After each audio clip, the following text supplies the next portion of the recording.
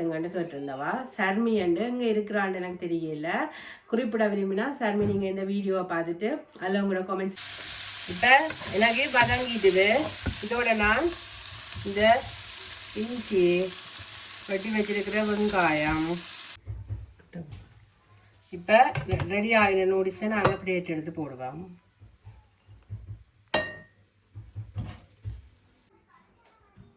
அனைத்து உறவுகளுக்கும் இனிய வணக்கம். கற்பகம் என்ற இந்த யூடியூப் தளத்துக்கு உங்களை வரவேற்பதில் நான் மிக்க மகிழ்ச்சி அடைகிறேன். இன்றைக்கும் அருமையான ஒரு காணொலி தான். உங்களுக்கு என்ன செய்து காட்ட போகிறேன்னா, இலகுவான முறையில் மரக்கறி நூடுல்ஸ் எவ்வாறு செய்கிறதுன்னு நான் செய்து காட்ட போகிறேன். இந்த வீடியோ பிரதானமாக யாருக்குண்டா எங்கிட்ட சப்ஸ்கிரைபர் ஒரு தங்கச்சியோ அக்காவோ எனக்கு தெரியல கேட்டிருந்தவா. அக்காண்டு தான் சொல்லி கேட்டிருந்தவா. அக்கா எனக்கு மரக்கறி நூடுல்ஸ் செய்து காட்டுங்கன்னு கேட்டிருந்தவா. சர்மி அண்டு இங்கே இருக்கிறான்னு எனக்கு தெரியல. குறிப்பிட விரும்பினா சர்மி நீங்கள் இந்த வீடியோவை பார்த்துட்டு அதில் உங்களோட கமெண்ட்ஸில் எழுதுங்க. நீங்கள் எங்கே இருக்கிறீங்கன்னு எனக்கு ஒரு கழுதி விடுங்க. வாங்கோ மரக்கறி நூடுல்ஸ் செய்கிறதுக்கு தேவையான பொருட்கள் என்னென்னு பார்ப்பேன். நான் மரக்கறி நூடுல்ஸ் செய்கிறதுக்கு மரக்கறி எடுத்து வச்சிருக்கிறேன். நான் போஞ்சி கொஞ்சம் எடுத்திருக்கிறேன். ஒரு குடமிளகாய் எடுத்திருக்கிறேன். இது வெங்காயத்தான். லீட்ஸுக்கு பதிலாக இதையும் போட்டுக்கொள்ளலாம், இல்லை லீட்ஸும் போடலாம். மற்றது கேரட் எடுத்திருக்கிறேன். இஞ்சி ஒரு துண்டு எடுத்திருக்கிறேன். 2 வெங்காயம் எடுத்திருக்கிறேன். உரைப்புக்கு நான் இந்த கட்டை மிளகாய் தூள் தான் சேர்க்க போகிறேன். மற்றது நான் இந்த நூடுல்ஸ் எடுத்திருக்கிறேன். நீங்கள் உங்களுக்கு எது வேணுமென்றாலும் எடுத்துக்கொள்ளலாம். நான் 2 பாய் 200 கிராம் நூடுல்ஸ் 2 பாய் எடுத்திருக்கிறேன். மற்றது தக்காளி சோஸும் சோயா சோஸும் கொஞ்சம் எடுத்திருக்கிறேன். தேவையான அளவு உப்பு. இவ்வளோத்தையும் வச்சு கொண்டு தான் நான் உங்களுக்கு ஒரு இலகுவான முறையில் ஒரு நூடுல்ஸ் செய்து காட்ட போகிறேன். முதல்ல இந்த மரக்கறியில் நாங்கள் க்ளீன் பண்ணி வட்டி எடுப்போம். வாங்கோ வட்டி எடுக்க பார்ப்போம். நான் இப்போ இந்த போஞ்சியை முதல் க்ளீன் பண்ணி எடுக்க போகிறேன். நானே இந்த மரக்கறி எடுத்துனானண்டா இதெல்லாம் பொரிக்க தேவையில்லை, வதக்கிட்டே செய்யலாம். இப்போ நாங்கள் வளமையாக செய்கிற மரக்கறி நூடுல்ஸுக்கு கத்திரிக்காய் பொரித்து போடுவோம், உருளைக்கிழங்கு பொரித்து போடுவோம், அப்படி பொரித்து போடுவோம். அப்படி பொரித்து போட தேவையில்லையேண்டா எண்ணெய் இல்லாமல் நாங்கள் இந்த நூடுல்ஸை நாங்கள் செய்து கொள்ளலாம். அதுக்காண்டி தான் நான் இப்படியான மரக்கறி எடுத்தேன். அப்படி அந்த மரக்கறியெல்லாம் பொரிச்சு போட்டும் நாங்கள் செய்யலாம். இது வதக்கிட்டு செய்கிறது தான் சுலபமான முறை. வெட்டி எடுத்துட்டா சரி, டக்குன்னு செய்திடலாம். அதுக்காண்டி தான் நான் இந்த மரக்கறியில் எடுத்தேன். வேணுமெண்டா நான் உங்களுக்கு அந்த முறையிலேயும் ஒருக்கா செய்து காட்டுறேன். இப்போ இவ்வளோத்தையும் க்ளீன் பண்ணிட்டு நான் வெட்டிக்க பார்ப்பேன். இப்போ நான் கேரட் வெட்ட போகிறேன். ஒவ்வொன்றையும் வெட்டி எடுக்கணும். எல்லாத்தையும் நாங்கள் நீட்டாக வெட்டி எடுத்தால் தான் வடிவாயம் இருக்கும். அதோட ஒரே மாதிரி வதங்கும். இங்கே வேணும் கேரட் இப்படி வெட்டி போட்டு இப்படி வெட்டி எடுக்கணும் நீட்டாக.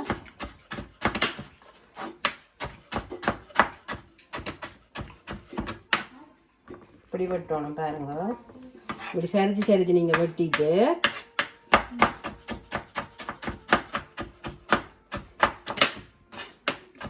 இது இப்படி வட்டி எடுக்கணும். இதே ஷேப்பில் ஒட்டி அளவா எல்லாம் ஒன்றடியாக வதங்கிக்கு ஒரு அடியாக வதங்கும். நான் இப்போ எல்லா கரெக்டையும் வெட்டி போட்டு அடுத்த மரக்கறி வெட்டைக்கு காட்டுறேன். இங்கே பாருங்க. இப்போ பார்த்தீங்கன்னா நான் கேரட் எல்லாம் வெட்டி வச்சுருக்கேன் பாருங்க. அப்படியேண்டு நீட்டாக மெல்லிசா. அதே மாதிரி தான் இந்த போஞ்சியையும் இப்படி கோனர் ஷேப்புக்கு இப்படியே நீட்டாக வெட்டி எடுத்தா ஒரே அடி இந்த இப்படி வெட்டி எடுங்க. இங்கே டக்கண்டு வதங்கம். பொரிக்கிறீல்ல தானே, இது வதக்குறதானே, அப்போ டக்கண்டு வதங்கம். கொஞ்சம் மினக்கெடு தான். வெட்டி முடிஞ்சால் ஓகே, டக்கண்டு செய்திடலாம். வெட்டுறது தான் கொஞ்சம் டைம் எடுக்கும். எல்லாத்தையும் ஒரே மாதிரி வெட்டினா ஒரே பருவத்தில் வதங்கும். மற்றது ஒரு வடிவாக இருக்கும், பார்க்க நல்லா இருக்கும். அப்போ நான் இப்போ போஞ்சி எல்லாம் வெட்டிட்டு அடுத்தது இந்த குடமிளகாய் வெட்டைக்கு காட்டுறோம் அப்படி வெட்ட போகிறோம். இப்போ நான் போஞ்சியும் எல்லாம் வெட்டி எடுத்துட்டேன். நீ இந்த குடமிளகாயத்தான் வெட்ட போகிறேன். இந்த குடமிளகாய்க்கு இந்த உள்ளுக்கு இருக்கிற விதியை நீங்கள் போடாதீங்கோ. இப்படி வெட்டி எடுத்துட்டு அதை போடாவிட்டால் நல்லா இருக்கும். சில பேர் அப்படியே சேர்த்து வெட்டுவியால். அப்படி போடாவிட்டால் இது இப்படியே வெட்டி எடுத்துட்டு இந்த அளவு வைப்போம். இதையும் அதே மாதிரியே நாங்கள் மெல்லிசா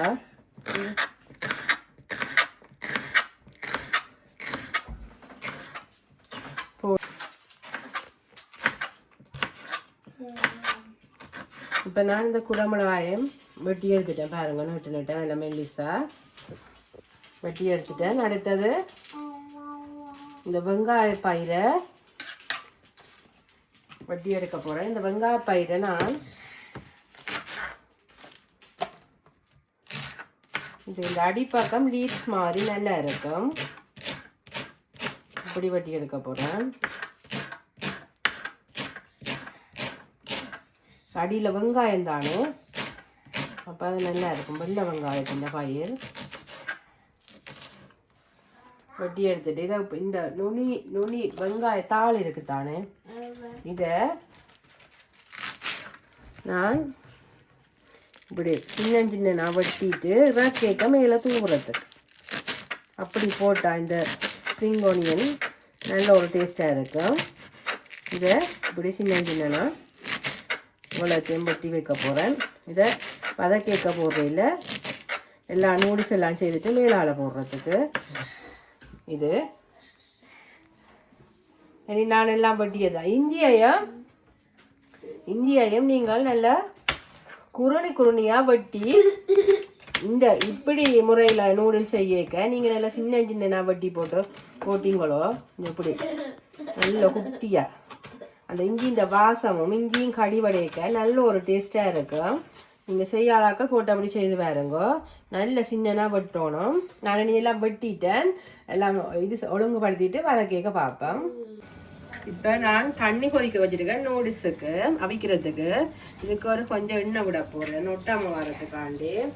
விட்டுட்டு இந்த நூடுல்ஸுக்கு தேவையான அளவு கொஞ்சம் உப்பும் சேர்க்க போகிறேன். சேர்த்துட்டு இந்த நூடுல்ஸை வடித்து கரை நேரம் வைக்கக்கூடாது, அப்படியே வதக்கு மிளகறி எல்லாமே செய்துட்டு அதுக்கே போய் இந்த நூடுல்ஸை நான் அப்படியே போட போகிறேன்.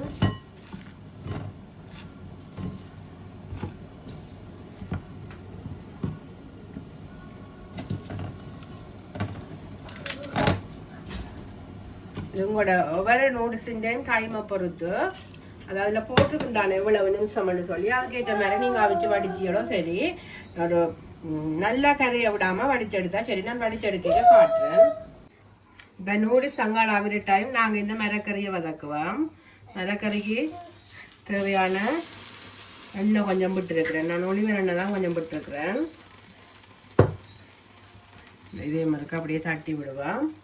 ஏன்னா நூடுல்ஸை நல்லா வடித்து வைக்கக்கூடாது, அப்படியே வடித்த உடனே இந்த அளவு இதுக்குள்ளே போட்டு மிக்ஸ் பண்ணினா நல்லா இருக்கும், ஒட்டாது. இப்போ எனக்கு ஒளிவ எண்ணெய் நல்லா ஹீட் ஆகக்கூடாது, நான் போடுறேன். முதல்ல இந்த குடமிளகாய் போஞ்சி கத்திக்கவாகவே வடிவத்தாங்க கேரட் இப்படியே போட்டு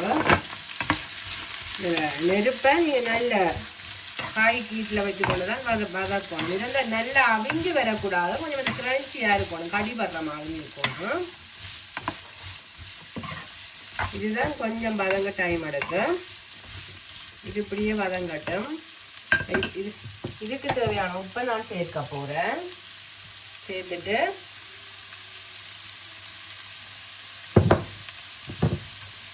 காய் கீட்டில் வச்சு அப்படியே வதக்கி எடுக்க போகிறேன். இது வதங்கி வந்தோடனே நான் உங்களுக்கு காட்டுறேன். இப்போ நான் பாருங்க நூடுல்ஸ் அவிஞ்சிட்டுது. இது பாருங்க இப்படி எப்படி அவிஞ்சிருக்குன்னு பாருங்க. ஒரு முக்கால் பருவத்தில் வடித்து விட்டால் சரி. எந்தவர் வடித்து முடிய நூடுல்ஸ் அப்படியே அளவான பருவத்துக்கு வரும். இப்போ எனக்கு அவிஞ்சிட்டு நான் வடித்து எடுக்க போகிறேன். அப்படியே வடித்து ஊற்றுறத காட்டுங்க. இப்போ நான் ஒரு ஸ்டீமர் ஒன்று வச்சுட்டு இப்படியே வடித்துடுறேன். நீங்கள் பார்த்தீங்கன்னா இந்த மாதிரி வந்துருக்கண்டு. இதை இப்படியே தண்ணி வடியே வைக்க போகிறேன். வச்சுட்டாங்கால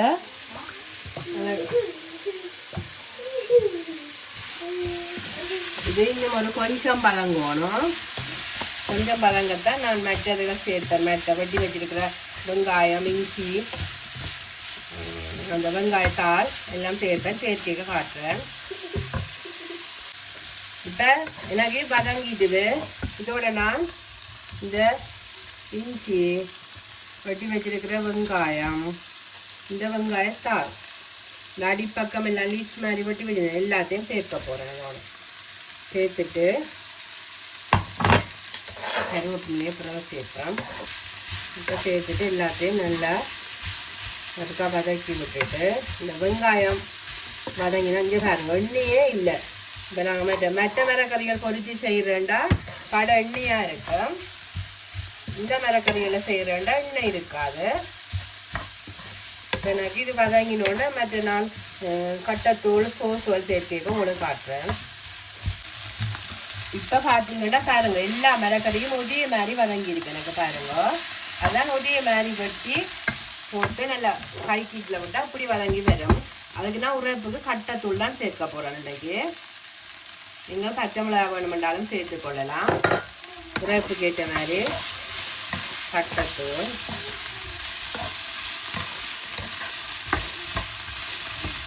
சேர்த்துட்டு நான் இதோட கொஞ்சம் சோஸ் சேர்க்க போகிறேன். இது கொஞ்சம் சோயா சாஸ் அதோட டேஸ்ட் இருக்கான். அது கொஞ்சம் கணக்கு சேர்க்கக்கூடாது.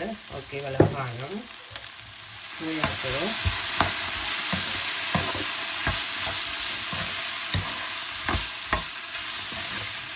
அடுத்தது கொஞ்சம் டொமாட்டோ சாஸ் சேர்க்க போகிறேன். நீங்கள் சில்லி சாஸும் வேணுமெண்டா சேர்த்துக்கொள்ளலாம். உரைப்புக்கு உங்களுக்கு ஆனாலும் சேர்க்கல. இப்போ பார்த்தீங்கன்னா நல்ல ஒரு மரக்கறி ரெடி ஆகிட்டு எனக்கு. நான் இதோட இந்த கருவேப்பிலையும் சேர்க்க போகிறேன். நீங்கள் இந்த டைம்லேயே உப்பு உரைப்பெல்லாம் பார்த்துக்கொள்ளுங்க. அப்போ எந்த நூடுல்ஸ் எல்லாம் சேர்த்து முடிய கொஞ்சம் கஷ்டம் போட்டு சேர்ற வேண்டாது. இப்போ நாங்கள் நூடுல்ஸ்லையும் போட்டுத்தானே இருக்கிறோம். இப்போ எனக்கு இதுக்கெல்லாம் காணும். அதுக்கு பார்ப்பேன் டேஸ்ட்டு எல்லாம் காணுமோட எனக்கு எல்லாம் காணும். நான் இந்த டைமில் நூல் சேர்க்க சேர்க்க போகிறேன். நான் நூல் சேர்க்க காட்டுங்க. இங்கே வேறுங்க ஒட்டாமல் இவ்வளோ உதிரியாக நூடுல்ஸ் வந்திருக்கண்டு. இதை நான் சேர்த்து மிக்ஸ் பண்ண போகிறேன். ஒரே அடியாக போட்டு சேர்க்கலாது கொஞ்சம் கொஞ்சமாக தான் போட்டு சேர்க்க போகிறேன். இப்படியே அடுப்பாக கீட்டில் வச்சுக்கொண்டு தான் சேர்க்கணும்.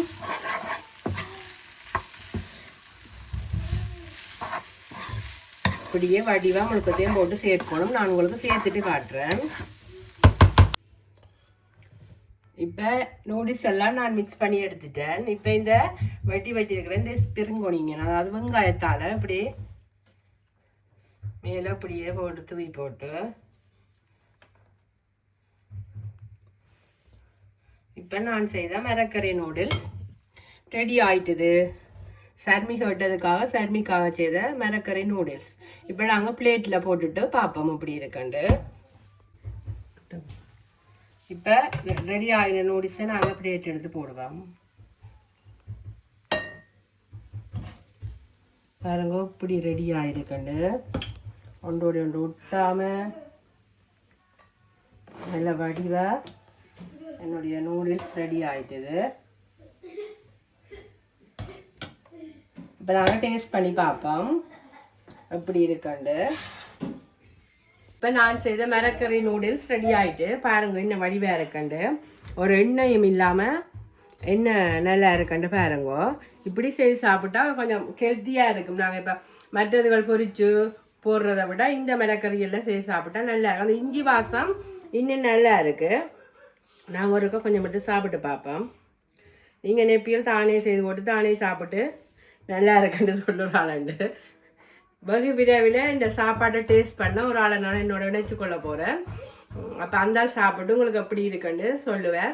அப்போ நீங்கள் எனக்கு உங்களோட கருத்துக்களை சொல்லுங்க. நல்ல டேஸ்டாக இருக்குது.